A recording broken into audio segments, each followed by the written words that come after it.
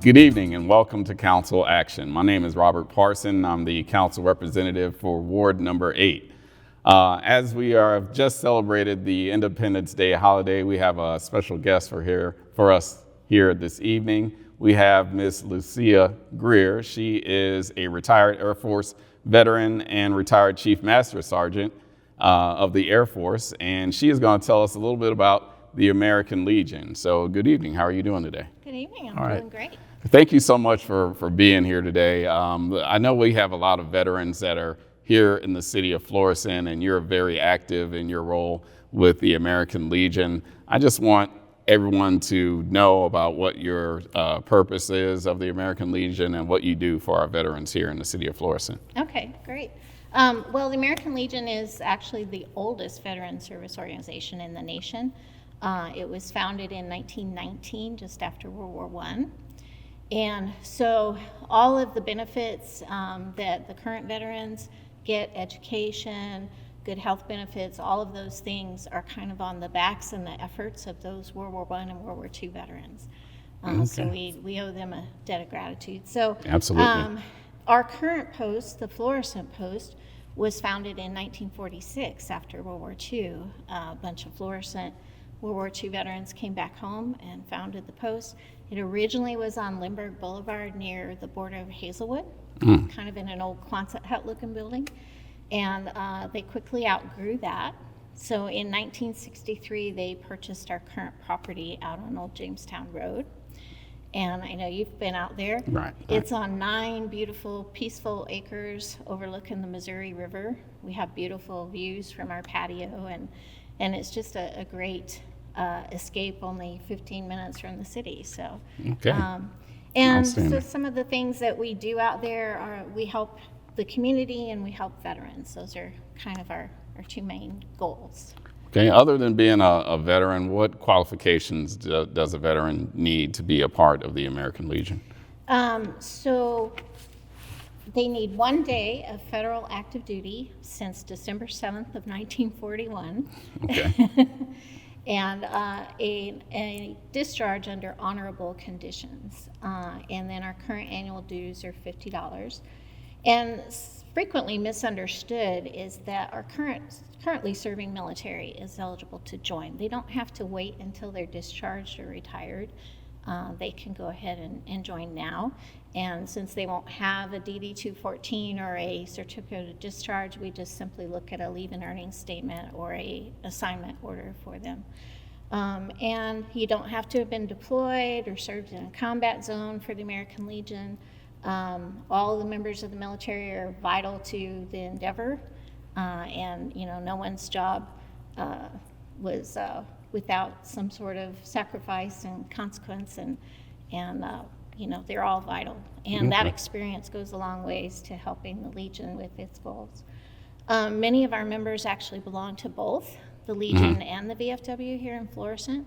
And I encourage people that if you are eligible to join both and you can afford to join both, you should, because that helps our lobbying numbers in Congress for getting better benefits for our veterans. Outstanding. Outstanding. So, again, we're just coming off the Independence Day holiday. Did the American Legion have any special events, or are there any special events that you guys have coming up that you can tell us about? Well, we do have some coming up. I'll get to those in a minute. We did not do anything for 4th of July.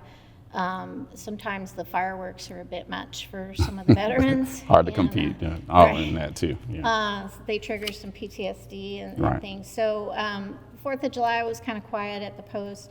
But I would like to talk about some of the things that we have done throughout the year, and that's we help veterans in the community that are in need.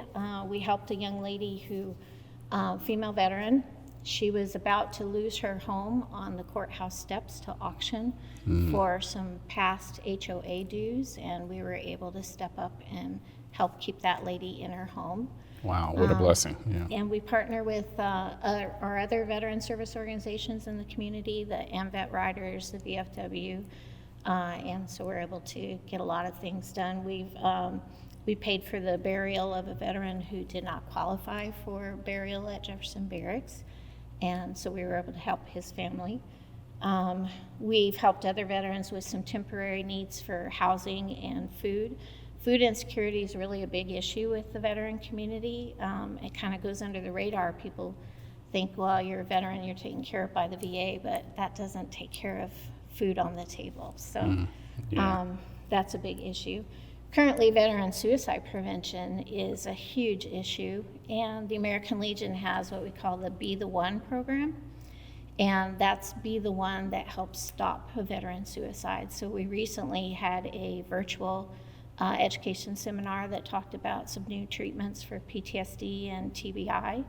And depression and anxiety to help some veterans. And then, of course, we do some holiday cheer things with less fortunate veteran families and things. Yeah, definitely some important things that you're doing for our veterans, which they, of course, they absolutely deserve for everything that they've done for this country. We need to be taking care of them just like they've taken care of us. So, it's just very important that we do not let things go by the wayside with them and try to lift them up whenever they are struggling, because we wouldn't have these freedoms that we enjoy without them. Very true, and I think some of the population doesn't realize that when you go in, you're essentially writing a blank check, up to and including your life, right. To preserve our freedoms, and it comes at a great cost with mental health, physical health, and all those things. And Absolutely. Yeah. Lastly, I know you mentioned where the location is on Old Halls Ferry, but if you can repeat that and let us know if you guys have a website, a social media page, anything like that you can tell people about. I will, and then I'll tell you about some events that we have coming up. Oh, I'm sorry. That's okay. I'm jumping the gun here. Gotcha. We're at 17090 Old Jamestown Road. Our property is right on the Missouri River.